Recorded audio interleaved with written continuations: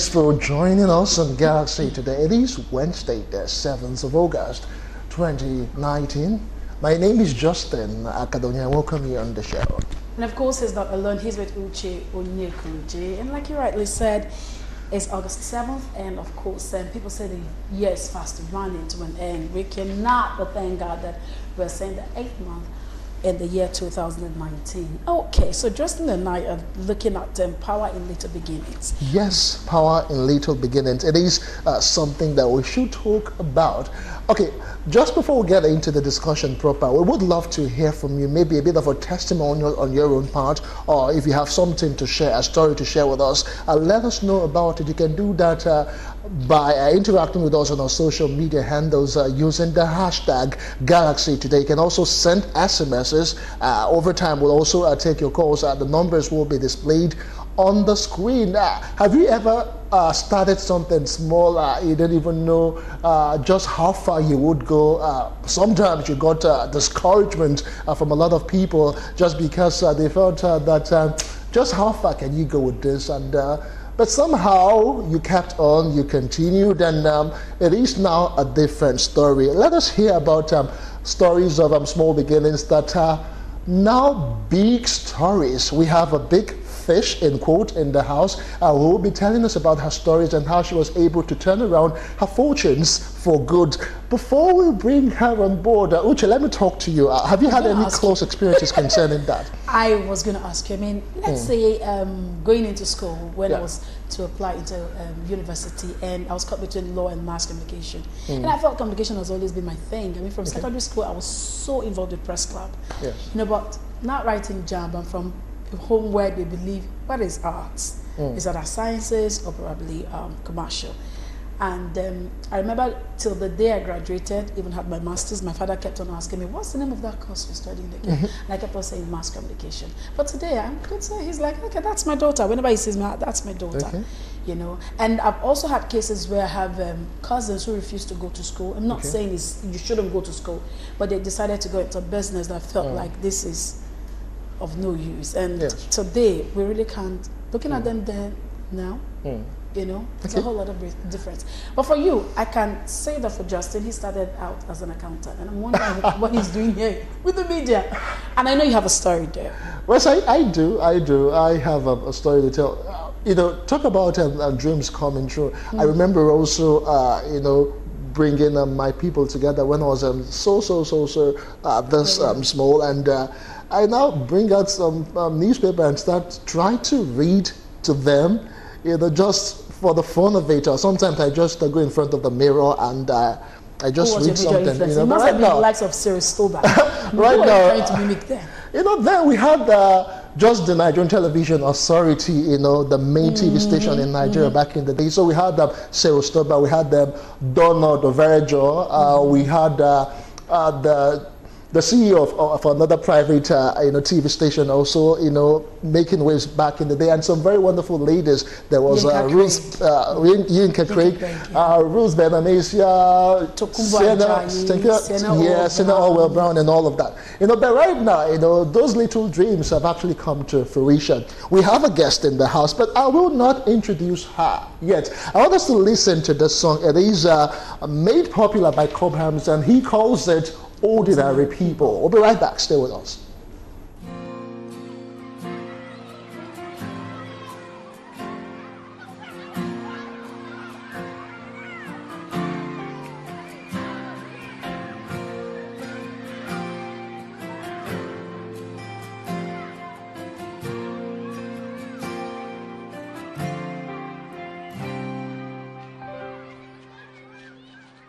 A child in the distance, playing in the rain, the sweet sound of water flowing away, a construction worker coming home from work, two parents and their children going to church, a happy little baby rolls on your shirt.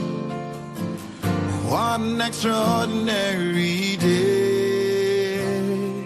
Let us have a world of ordinary people living life the way God wants us to. And if we have a world of ordinary people, extraordinary things will happen to me and you. Me and you.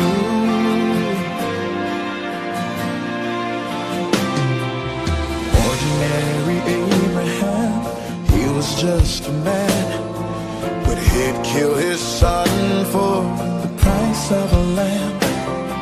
And let us consider ordinary Job, who lost it all, but in God had his hope. Now ordinary David, a little shepherd boy, brought down Goliath with a stone and a toy. Sweet little Jesus, ordinary child, the carpenter's first son, humble and mild.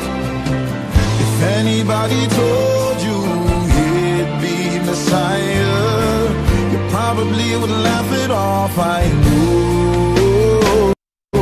So let us have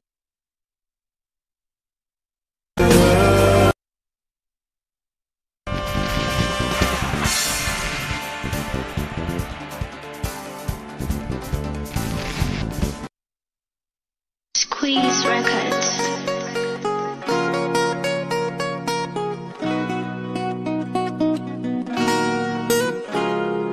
I remember writing letters to see me when we been to school. For my mind, now she go become my wife. Me, I been there tell myself, say 25, I go build house, and I go they drive my own big car. But as time done, they reach out, yeah, done they grow. We still they tread, but I just keep on building and hope it all comes alive. So, mama, when I become old, I go become a pilot. Oh, say, Papa, when I grow old, I go become a surgeon.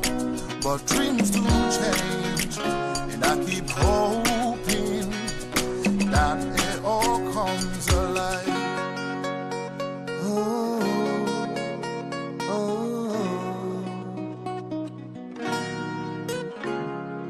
I remember when I been to school, I did tell everybody when I grow up, I won't be banker.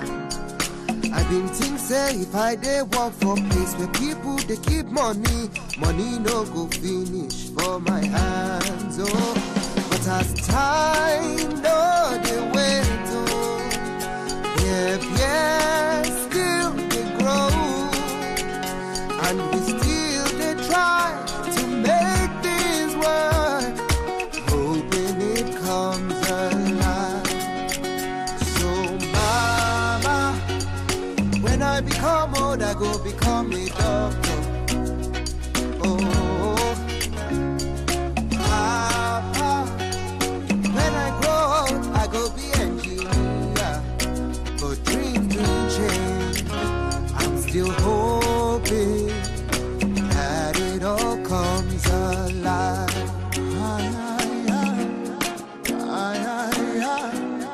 Oh, we keep hoping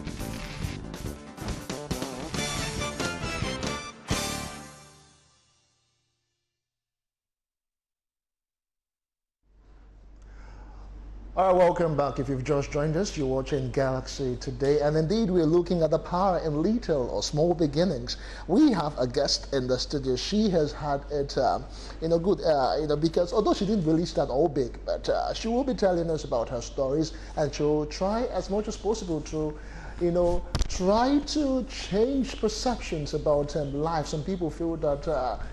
Right now, I'm really so small. Will I ever get there? Her story is a living, case scenario. She is, success and personified.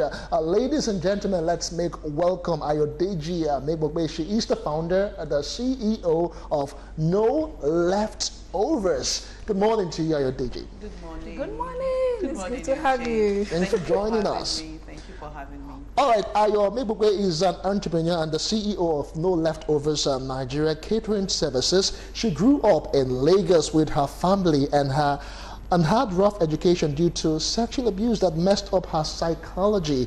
She wasn't able to go to the university due to her poor educational background, but ended up in a typing and shorthand school. She was a trained confidential secretary who worked at the Corona schools in Lagos, Nigeria for 9 years. After working with Corona for so long, she decided to quit her job to start a playgroup. I then enrolled for a 6-month Montessori program to understand everything about the business. By that time the program had ended, she lost total interest and was no longer motivated to run a playgroup. Well, she did a whole lot of stuff to keep herself busy, and she started some more business with 1,000 naira, and like they say, the rest is history. Ladies and gentlemen, let the ladies talk first. Of course, Justin has done basically everything about what you need to know, but we're going to be learning more as she's right here in the studio with us, and that's the person of Ayodeji Mebogbe, Mrs. Particular. So get your eyes off.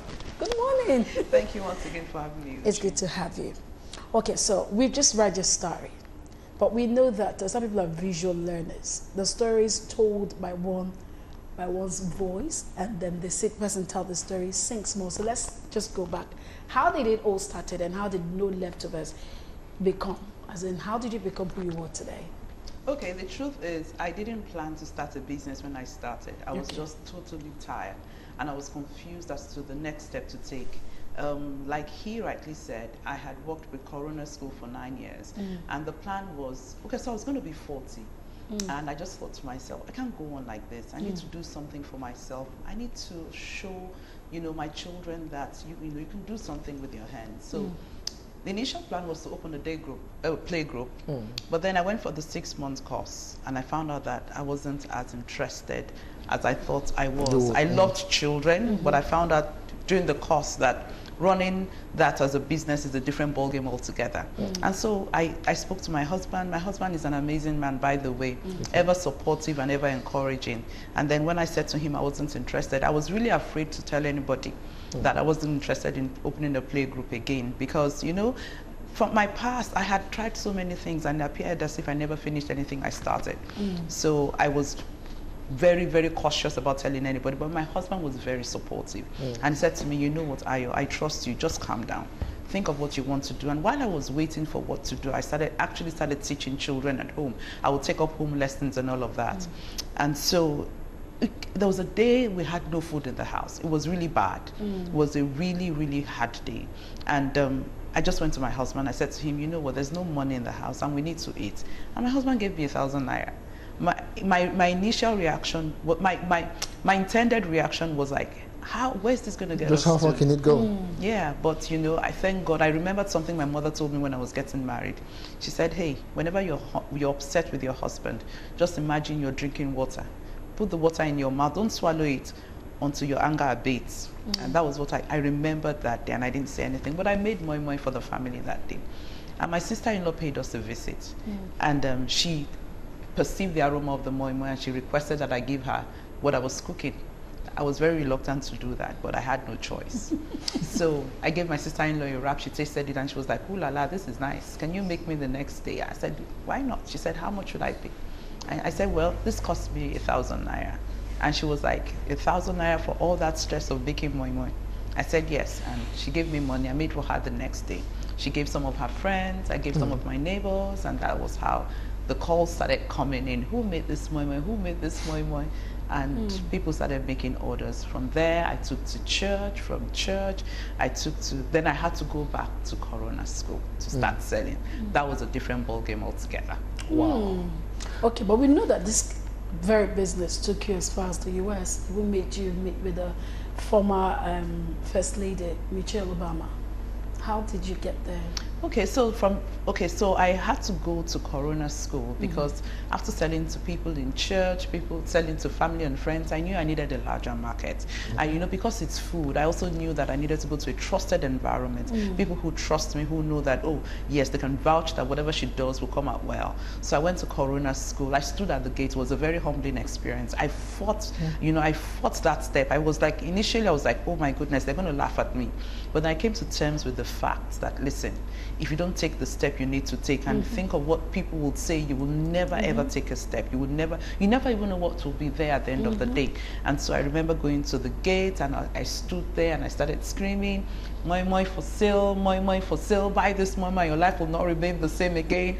And people laughed, people were curious. My friends felt sorry for me. Okay. Especially let's just pause, so I will just get it bit by bit. Yeah. You know, at the point when you decided to go stay by the gate of the school, you know, to sell this moi moi, you know, you said it was a humbling experience for you. I want you to talk to people, because most times when people want to set out to do things, they think about what other people would say and where they are coming from and the particular points they are in. What exactly made you decide to really stand at that gate? Absolutely. You know, I really thought of the fact that, what if I keep thinking of what people would say? Where would that get me? And I had been reading stories of people who took simple steps and they met with a breakthrough. And so I said to myself, I came to terms with my reality. You know, we need to come to terms with our reality. I mean, for how long would we beg? For how long would we go to people to ask them for things? I mean, this is what I can do. And the fact that I had received a few affirmations, you know, that is very, very important. Yes, you know, so people can affirm you, but it's now left to you to take it to the next level. And so I decided, I said, I mean, that was what propelled me and that was what encouraged me. And the fact that I was going to present a service, I wasn't going to beg. You know, it was the works of my hands and I was proud of it. And so that encouraged me, let's go there. And so, like I said, I mean, there were different reactions, but I had made up my mind that, hey, no matter what anybody says, I'm going to let them taste this moment and I'm sure that they will really love it. And so I was at that gate for 3 months. Shouting at the top of my voice. And there were good experience, there were good days and there were bad days. I mean, there were days I didn't sell. There were days people would tell me, oh, I still have more in the freezer. Oh, there's no NEPA. Oh, I can't buy. There were days I had to give out. But you know, one thing I have learned in life is that you never know when your day of change will come. And so it's up to you to keep standing where you have been standing. You know, the Bible says, haven't done all to stand. And so I remember one day, I stood at that gate and I met a lady who I had never spoken to, and I summed up courage to talk to her that day. And she asked me what I did, and I told her, and she said, oh, I have an oil service company and I have 100 staff. Can you possibly cater for us?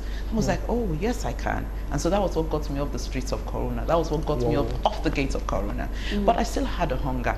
And you know, that's where, I'm going to place some emphasis on that. Never be satisfied with where you are. There's always a better place. There's always a next level. And so I was still hungry for more. And you know, I heard God say to me, okay, so what do you want? And I said, I want to go to school. Remember when you were introducing me? Oh, she had, you know, she doesn't have a strong educational background and all of that. All of those things were haunting me. And I desired to go back to school. I desired to make something better with my life. And so I said, I told God I wanted to go to school, and bang, I saw an advert in the papers that an American company was coming into Nigeria to invest in women who were in business but lacked business skills. It fitted me like a play. Wow. Like it fitted me so perfectly. And so I applied and I got on the program. Even when I was being interviewed for the program, I mean, the panel, there was a panel, and they were like, are you sure if we invest in you, you're going to be able to really, really, you know, plow back and, you know, pay this forward? And I said yes. And so from there, the American company was actually Goldman Sachs. And so after the program, Goldman Sachs came into Nigeria to see the women who were on the program. And that was how they took interest in me. When I told them my story, they said, oh, let's come to your office. And I said, I don't have an office. And so that's another thing. use what you have. You know, so many people run into trouble with businesses because you want to compete with other people. You do not realize that, you know, they use what they have. And so you must be true against yourself to what you have. Do not go out looking for a huge office complex when you know you cannot afford it. You can start from where you are. Start from where you are. And so when they told me they wanted to come visit my office, I was like, I do all of this in my kitchen. And they said, oh, yeah, that's why it's even more attractive to us. We're coming to your kitchen. And they came to my kitchen and they recorded all our processes. Who does that? All the way from America to record how people make moi moi. But I mean, the grace of God was so abundantly upon me. And after the interview, a few months after, they said, you know what, we want you to come to America to share your story. Okay, before we flip over to the United States, I still want you to talk more, because I just want people to get one of the two things out of this. It's not just about her telling her story, it's about the lessons to be learned. You talked about your yearning desires, you know, about fulfilling a need for education. So you searched out for the information, you know. So what's the importance of looking for information when you are in a small business? Just let us know. You know, one thing I have learned is that preparation is the eye that sees opportunity. And so when you're not even prepared for something, opportunities pass you every day. And what are the ways we prepare? We prepare first by forgetting the past. I mean, I had to come to that. Forgetting the past. Yeah. I mean, if you look at, if I'm going to be talking about my record from age 5 to maybe like 17, they were all records of failure. Records of failure, records of regret, wishing that I had done something another way, you know. But I had to shut myself up. I had to shut those voices in my ears, and say, stop it. Yesterday is gone. The abuse is so gone. Your abuser has gone. Face your reality. What are you going to do with your now? The investment you have is the time you have now, the life you have now, so what are you going to do with it? I mean, those are the type of thoughts that went through my head and made me, you know, say to myself, okay, this is where I am, so now let's go forward. So you need to be true to where you are, what you have, and you have to be true to the fact that, look, you just have to make progress. But would you say you had an enabling environment to help you conquer these fears and these thoughts? I mean, a lot of people would say, as much as they want to come out of this, but it looks like there's just this thing that pulls them back. Probably the company they keep or the environment. So how would you say to such people to come out of this, despite the fact that they try to shut those voices up? How would you rather suggest to them? Yeah, okay, so yeah, we all say Nigeria is tough, the business terrain is tough, things are tough. I agree. But even with all of that, there's still things you can look at that can inspire you. There's still positive stories all over the place. And so, because sometimes those negative stories are so loud, but you need to search. You need to search for positive stories and let them inspire you. There are people who even live close to people who have amazing stories and they refuse to change. So change actually starts with you. Okay, so talking about an enabling environment. If the environment is not enabling enough, create it.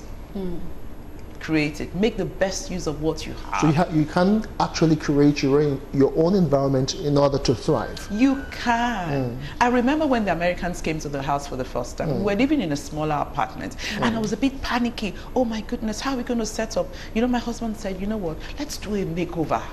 And by the time we did a makeover of the house, we were also amazed ourselves. So you can actually turn things around with the little you have, but you must believe in it. If you do not, what you do not magnify, what you do not appreciate, you can never magnify. And what you do not magnify, the world will continue to despise. Okay, so I want you to go back to what you said about you saying that you a phrase like you knew you were turning almost 40 and it felt like you haven't. Can you please lay more emphasis on that? Because a lot of people think at 40 you're supposed to be building your legacy, you know, and for that reason a lot of people think, okay, if I'm of this age, it could be too late for me to start. But for you, you were close to 40 and yet you were able to turn around things. You're in your 50s now. Yeah. So can you just tell us how, where, at what particular time and how you decided to change this regardless your age? Yeah, so voices will keep coming. Voices, I actually heard two voices at that time. Oh, a fool at 40 is a fool forever. And then I heard the other voice, life begins at 40. The power of choice is in your hands. I mean, we hear voices every time. But you have the last strength to determine who you listen to. And so you have to choose to believe in yourself, choose to listen to the positive voice, even if when everything looks daunting, you have to choose it. Because if you do not choose what will guide you to the next level of your life, you will stay there. I mean, okay, so sitting I remember sitting in coroner school. I mean, we had teachers who had worked there for years, and I would see students who had left school maybe like 10 years before, 20 years before, just suddenly remember, oh, my teacher is still in coroner, let me go say hello. And then they go say hello, and they come with, for the men, they probably come with a tie. For the women, they probably come with a scarf. And then I will look at them and I'm like, is this what I'm going to wait for?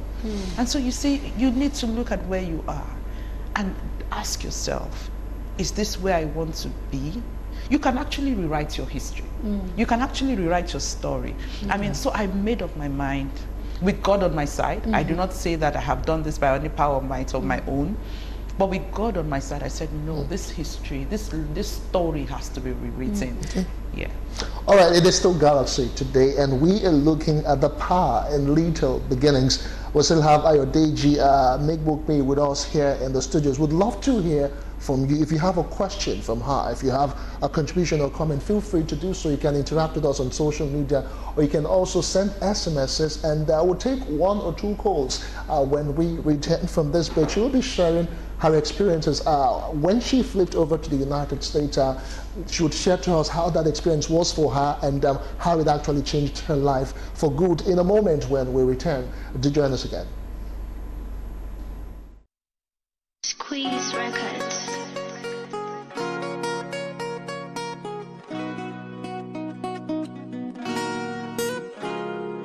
I remember writing letters to see me when we been to school. For my mind, now she go become my wife. Me, I been there tell myself, say 25, I go build house, and I go they drive my own big car. But as time done, they reach oh, yeah, done they grow. We still the tread, but I just keep on building and hope it all comes alive. So, mama, when I become old, I go become a pilot.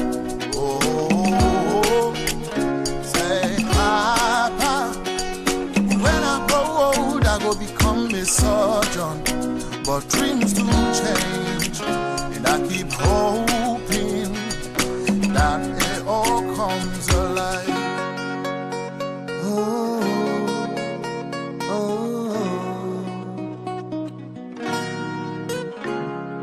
I remember when I been to school, I did tell everybody when I grow up, I won't be banker.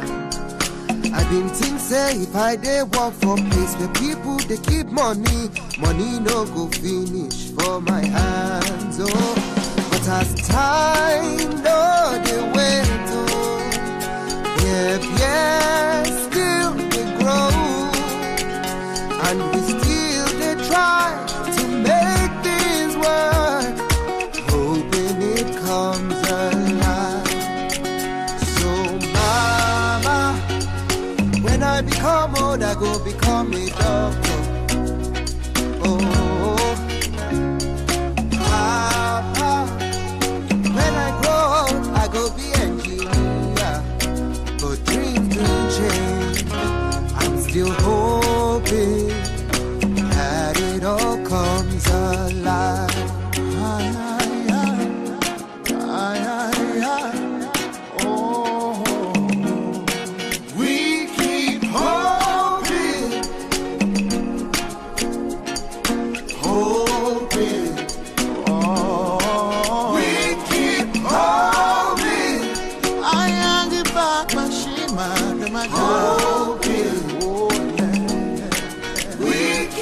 I just want you to hold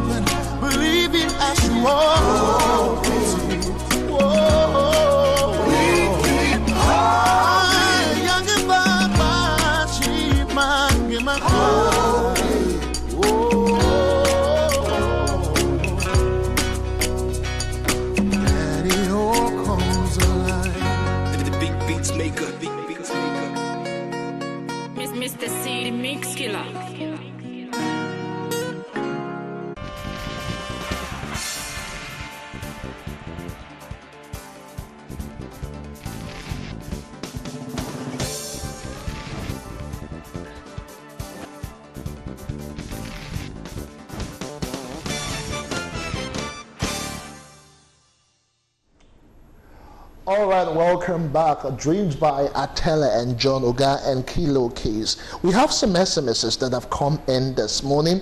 Good morning. Please, when you write or call us, let us know your name and where you're writing or calling from. Good morning. I am greatly humbled by this woman's testimony and road to greatness. Truly, it is never late for any serious-minded person. Your destiny may face a rough path, but it will blossom at the end of the day. May God bless this lady. Wow, my name is Onyekwelu Charles, founder, CEO of Koshere Niger Media. What an interesting story. I'm really inspired by your story, Ma, because I've been on that road. Please, how can I have your full story, Ma? She will share her social media handles with everyone when she before she gets done. I'd love to have her posted. Okay, now you're wanting to do something on my show. She will talk to you. Don't mind me. Okay, hello, I'm Victor. I am always afraid of what people would say, and it discourages me from doing what I want to do. How do I go about it? Let's see if we can take one or two calls before Ayodeji continues. Good morning to you. Whoa, turn down the volume on your TV set. Okay, I cannot take that one. If you want to call us, try as much as possible to reduce the volume on your TV set so we can communicate better, so we don't get those feedback noises. Aya, you were talking about when you went to America and you met with the former United States First Lady. How did you really change your life and perspective to life generally? Okay, so that wasn't even the first trip. I mean, there's been several trips. I remember the first trip was when I had to address the annual general meeting of Goldman Sachs. And that was such a fright to me because, I mean, oh yes, because I had never been on such an international stage before. But you know, one of the things that I have learned in life, that wherever you are, there are things God wants you to pick up as you go, because they're all going to prepare you for where you're going. Like I said, I work with in Corona School. I had met parents who are exposed, you know, highly placed, you know, and so I learned a lot of things even by observing them. And so, you know, I'd like to really drive that home. When you're in a place, there's a need for you to be observant, because you never know what you would learn in that place that you need for your future. You know, so when I had to go on that stage, of course I was coached a lot before I delivered my speech, but I remembered a lot of the interactions I'd had with a lot of these parents. Even in the trainings I had in Corona helped me a great deal. You know, so the first that first experience was amazing. You know, I had that platform to speak to all those AGMs, and I was amazed that they said to me, "Oh, your story is inspiring." At that time, I didn't really know that I had an inspiring story. I know that's another thing. We need to learn to encourage ourselves. You know, when you see people doing well, let them know they're doing well. Some people have, you know, committed suicide because they thought there was nothing good about them. Meanwhile, when you go to their wake-ups or you go to their funerals, you hear people say nice things about them. Anyway, so my trip to the US at that time was in 2016. I was invited to speak at the United States for Women conference, and I was on the same stage with Warren Buffett and some other entrepreneurs, and we all shared our stories. And I just found out that, you know, there's an inspiration in everybody's story. You know, it depends on how you're able to make the best use of the platforms that you have. And so I went and I had to present Moi Moi to Michelle Obama. You know, Moi Moi that, oh yes, Moi Moi that a lot of people will just turn their noses down at. You know, she tasted the moi moi, and I was amazed the moment she said, "Oh, Ayo, you are such an inspiration." Who would have thought that, you know, such a person would mention my name or would even read my story? You know, so the world has become such a global village now, and so it's important for all of us to continue to tell our stories, because you never know whose attention will be caught. Who's listening? I see, and that took you from one particular stage to another. I watched a video once where you had to introduce Michelle in a particular program. Michelle Obama? Yes. Yeah. So it was the same. Well, it was actually the same program. Okay. Yeah. So so after the initial plenary discussion we had at the conference, there was a dinner held on her honor. Okay. And so I was also given the honor of introducing her. it was unforgettable for me, you know, because this is a woman I look up to quite a lot. This is a woman that inspires young girls and women all over the world. And so to have a close range interaction with her was indeed, you know, very, very, left a very lasting impression on me. And it also lets me know that wherever you find yourself, the life you live and the steps you take will determine whether other people go forward in life or not. Yeah. You know, sometimes we just look at ourselves as ordinary. You actually carry something. Okay, I'm just laughing here because someone sent in something. She's asking for a recipe. Good morning to you all. Can she share with the viewers a tip on how to make good morning? That's one thing you should never do. Never ask someone else's recipe. Be creative. Create your own recipe. That, you know, I mean, that's what we're talking about. Be authentic. You know, in this age of social media, we want to copy other people. No. Be authentic. Yes, it's good to look at what people are doing, learn 1 or 2 lessons from them, but always remember that you are you. You can never be a better duplicate of someone else. You want to be a duplicate? For as long as you want to be a duplicate, that person will be better than you. Okay. Okay, but in the course of your story, you were, it looks like you were there, you're still aspiring, and so many doors have opened, which I'd like you to share, and also tell us, because I know you're also giving back one way or the other. I'd like you to also go into that, because I know you're doing trainings. But before that, what other doors has this opened to you? So yeah, so it's, I mean, it's opened a lot of international doors. Okay. You know, right now I'm about wrapping up my book. My book will be coming out shortly. Okay. The title of the book is Lifted at the Gate, and I'm sure I'll be back here to talk about my book. Okay. So it's opened a lot of opportunities for speaking engagements, and also helped me to be a voice, you know, voice of change, to inspire young girls, inspire women, even men too. Because sometimes, I mean, these days, there's so much attention on girls, there's so much attention on women, and if we're not careful, the men will be left behind. But I'm happy that quite a lot is being done for men, and that's why we are running a training. We're starting the training next week, and it's just for boys. Oh, I see. Cooking classes Justin, for boys. Oh, Justin is going to be my partner on that. So we're especially inviting you, Justin, because I hear Justin is an amazing cook. Yes. Yeah, so we need such role models. So we're starting the program. It's a 3-week program, but we're going to be having 3 batches. So for each batch, we're going to be spending a week with them, and then we're going to be taking them to the markets. Okay. Yeah, a lot of women are sweating today because they don't have encouragement from their husbands. I am exceptional. My husband is super supportive, you know, so we just want to let the men, some of us have raised our boys up with that mentality. They think that the kitchen is for the women. It shouldn't be. We are all together building the home. On a lighter note, I tell you a funny one. Justin has been seen a couple of times at the market, pricing, you know. He does know how to make seafoods and the others, you know, to make a good All right, good morning. My name is Moses from Akoko. Which I don't know what you're talking about, pricing things. Okay, Justin, open your I want to ask if there's a difference between making use of what you have and packaging yourself well for people. It works hand in hand. Okay. That's the truth. Make the best use of what you have, and then also, I mean, when you've done all you know how to do, then there's the point of presentation. How do we sell our moi moi today? Okay, so we sell our moi moi in boxes. Boxes? Yeah, we sell our moi moi in boxes. So you know, we wrapped in leaves, the traditional leaves. Now gets to the point of presenting to the public. We need to package it. Now, listen. In the bid to package, you must be careful not to shoot yourself in the leg. Okay. Where you now go out of your way to do things you really can't afford. Where you now begin to give an impression to people of an image that you have that is not real. What is not real cannot be sustained.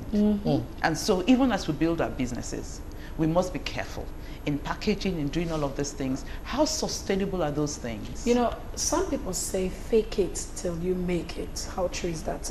Maybe because they find it difficult to differentiate packaging from what is real. You know. Okay, so I've heard different versions of that. And you know, my first impression, my instinctive reaction to that, fake it till you make it, is you can't sustain it.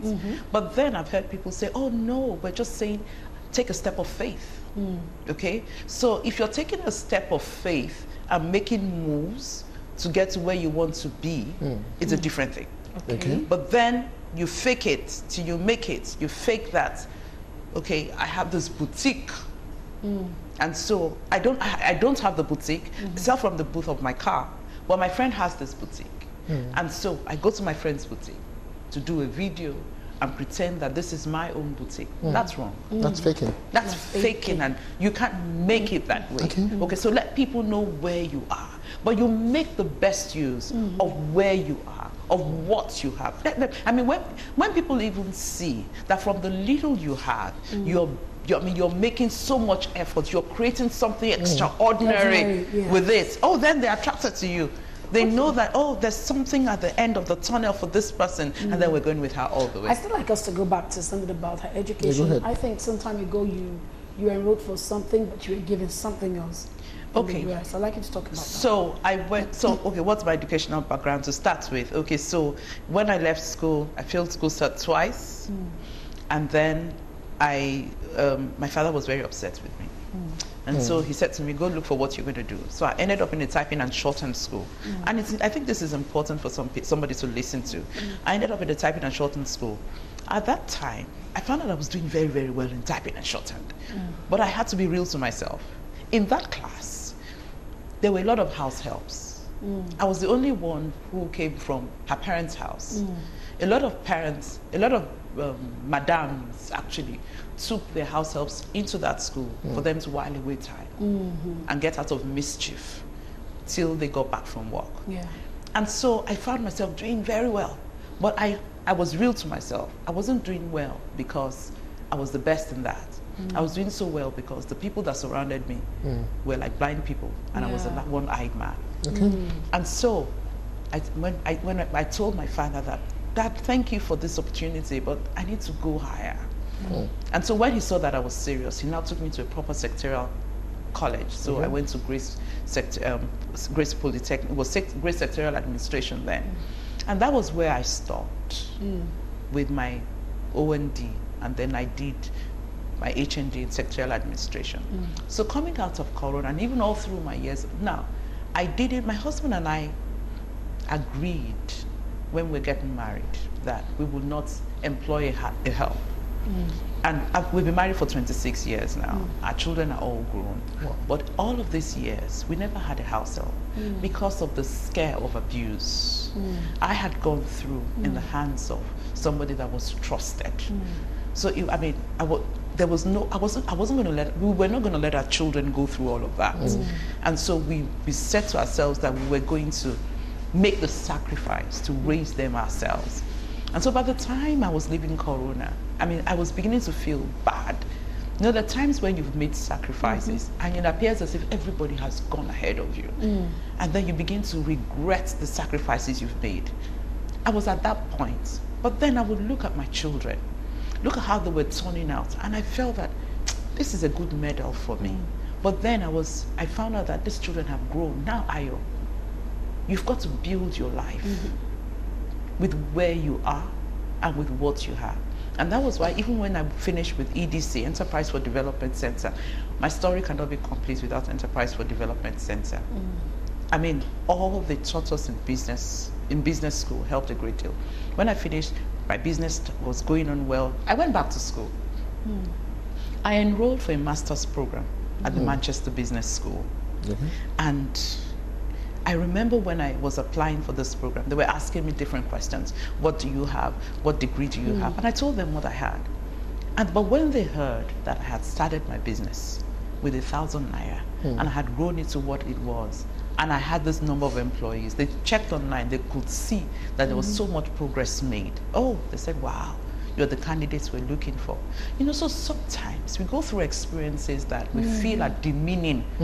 We go through experiences that we feel have put a pulse on our lives, not knowing that at the end of the day, those experiences will count for us.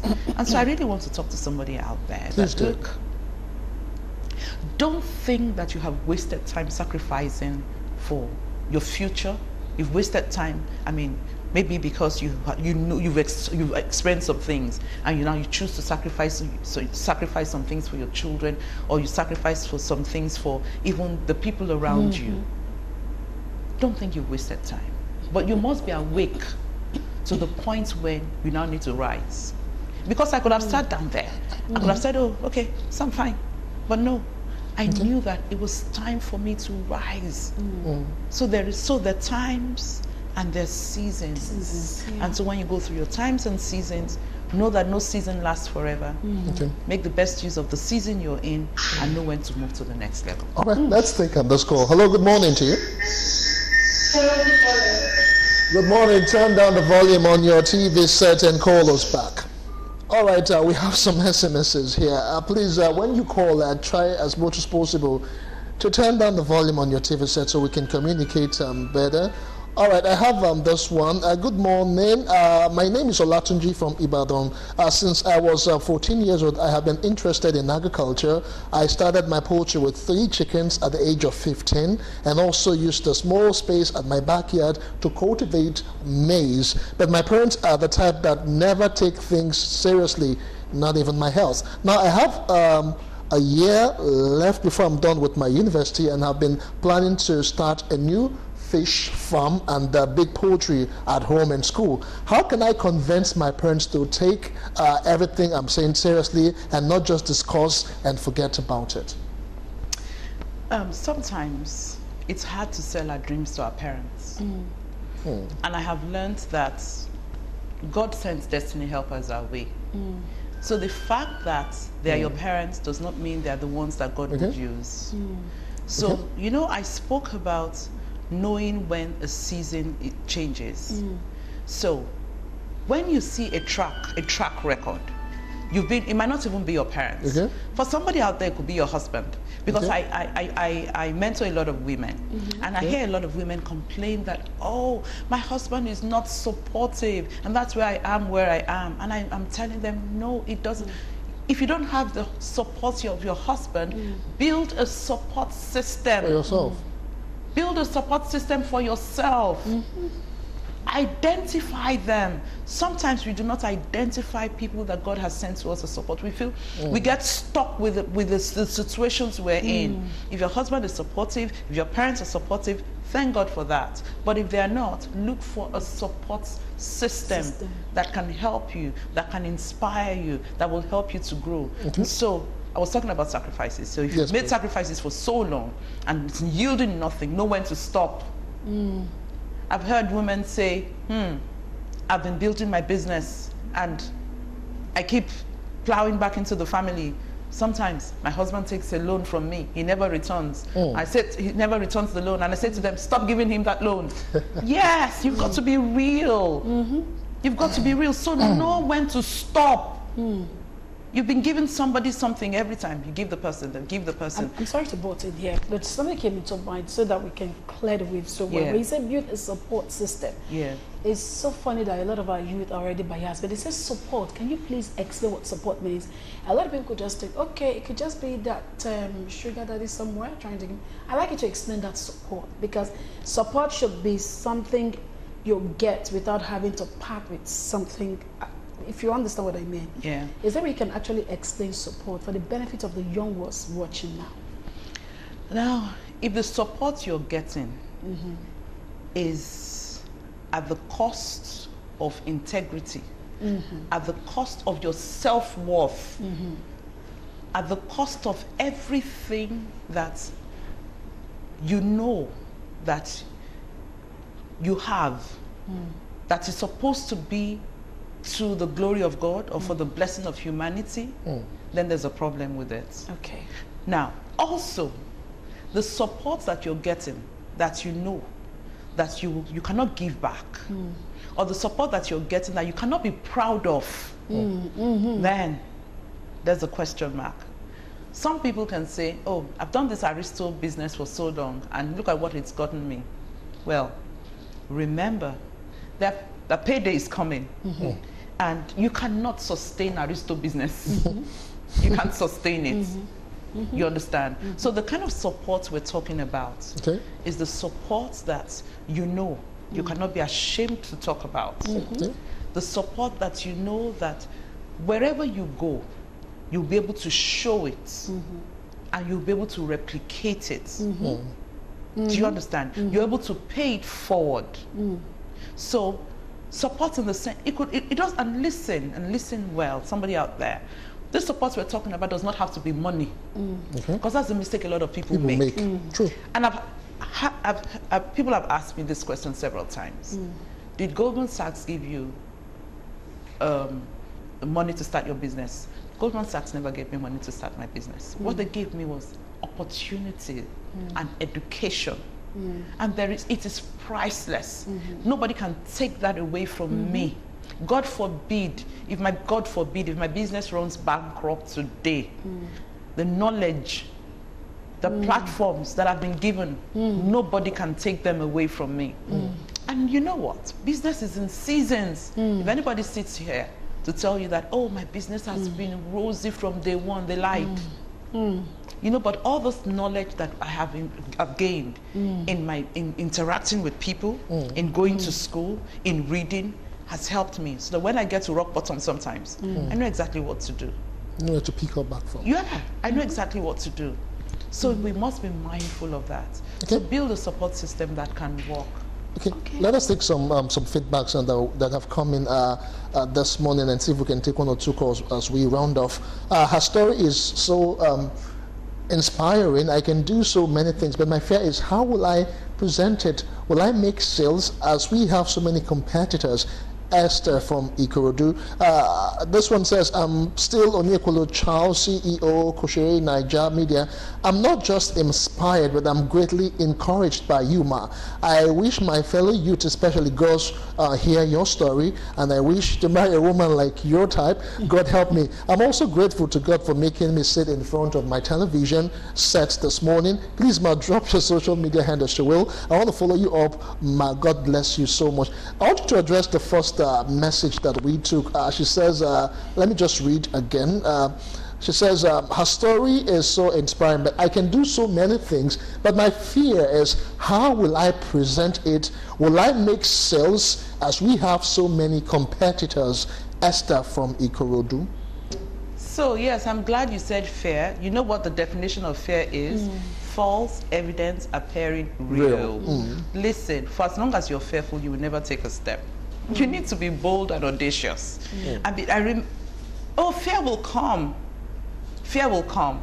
So starting to sell moi to family and friends wasn't a big deal. Going to church was also not so much a big deal. Initially it was, but then, going to Corona, to stand at that gate, at the gates of a school I had worked for 9 years. At a school where I had told everybody that cared to listen I was going to open my own school. Then fancy me turning up with a cooler of moi. See, I had to tell myself that I just needed to take that step.